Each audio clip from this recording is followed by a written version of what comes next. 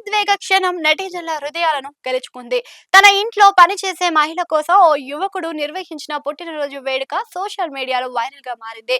కృతర్ద అనే యువకుడు తన ఇంట్లో పనిచేసే జ్యోతిని ఆప్యాయంగా దీది అని పిలుస్తూ ఉంటారు. ఓ రోజు అతను జ్యోతి వంటగదిలో కన్నీరు పెట్టుకోవడం గమనించాడు. ఏం జరిగింది అంటూ వివరించగా ఆమె చెప్పిన మాటలు ఆ యువకుడి గుండెల్ని పిండేశాయి.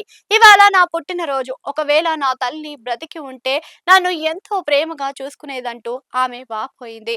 జ్యోతి చాలా చిన్న వయసులోనే తన తల్లిదండ్రులు ఇద్దరిని కోల్పోయింది.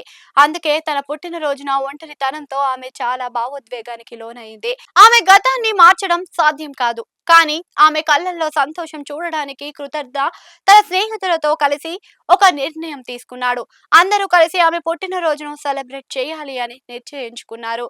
వీడియోలో చూపించినట్లుగా ఆ బృందం ఒక కేక్ ఏర్పాటు చేసి చిన్నపాటి వేడుకను నిర్వహించారు.